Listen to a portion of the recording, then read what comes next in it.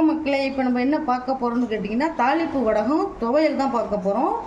அதுக்கு என்ன தேவைன்னு பார்க்கலாம். அது 2-3 ஸ்பூன் கடலை எண்ணெய் ஊற்றிக்கிறேன்.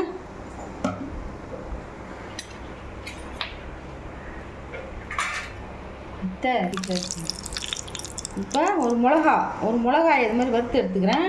நான் ஒரு மிளகா தான் போட்டிருக்கேன். இது என்ன காரமாக இருக்கும் இந்த மிளகா. உங்களுக்கு எவ்வளோ காரம் வேணுமோ அதுக்கு வந்து மிளகா போட்டுக்குங்க. அடுத்தது வடகம், தாளிப்பு வடகம் போட்டு வச்சுருக்கோம் இல்லையா, அதில் வந்து இந்த மாதிரி ஒரு 50 கிராம் போட்டு இது மாதிரி பொரிக்கணும். எப்படி பொரியுது பாருங்க, ரொம்ப நேரமாக பொரியணும். இது பாருங்க,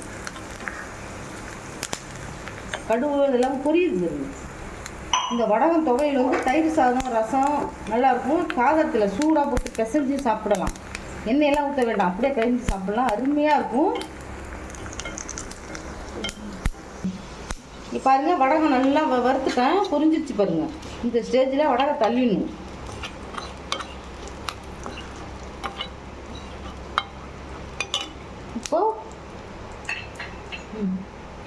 இப்போ பாருங்கள், வடகம் துவையலுக்கு ஒரு மிளகா பொரிச்சோம், அதை போட்டுடுறேன். ஒரு 50 கிராம் வடகம் பொரிச்சு எடுத்து அதையும் போட்டுடுறேன்.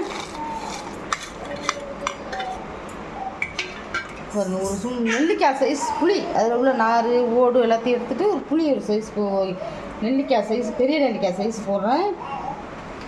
அதுக்கு ஏன்னா வடகத்தில் ஏற்கனவே உப்பு இருக்குது, சும்மா கம்மியாக கொஞ்சமாக ஒரு சிட்டிகை உப்பு போடுறேன். ஒரு 3 கொத்த தேங்காய், இது பாருங்க, 3 கொத்த தேங்காய் போடுறோம். இதையும் போட்டு மிக்சியில் பாருங்கள், வடகம் துவையும் தேங்காய் பத்தை புளி எல்லாம் போட்டு ஒரு பல்சு மொல்ல இது மாதிரி சுற்றிக்கிட்டு அதுக்கு அடுத்தது ஒரு 1/2 டம்ளர் 1/4 டம்ளர் உங்களுக்கு துவையலுக்கு ஏற்ற மாதிரி தண்ணி ஊற்றிக்கோங்க. தண்ணி ஊற்றி மறுபடியும் மிக்சியில் நல்லா ஃபைன் பேஸ்ட்டாக இருக்கும். இங்கே பாருங்கள், இப்போ வடகம் துவையல் அரைச்சாச்சு. எப்படி இருக்குது பாருங்கள். இது வந்து தயிர் சாதத்துக்கு சூப்பராக இருக்கும், ரசம் சாதத்துக்கு சூப்பராக இருக்கும். மற்றபடி இட்லி தோசைக்குன்னா இதை தொட்டுக்க முடியாது.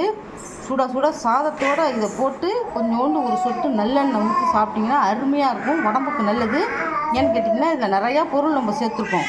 கடுகு, வெங்காயம், சோம்பு, சீரகம், உளுத்தம்பருப்பு, பூண்டு, கருவேப்பிலை, வெங்காயம் எல்லாம் இந்த வடகத்தில் சேர்ந்துருக்கும். அதை போட்டு நம்ம வறுத்து இந்த மாதிரி துவையை அரைச்சி பிள்ளை பெற்றவங்களுக்குலாம் இதுதான் கொடுப்பாங்க, ரொம்ப நல்லது.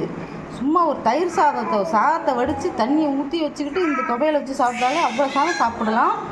இதோட வடகத்தோட ரெசிபி எங்கள் சேனலில் நாங்கள் போட்டிருக்கோம், நீங்கள் பார்த்துக்கோங்க. தேங்க்யூ, பாய்.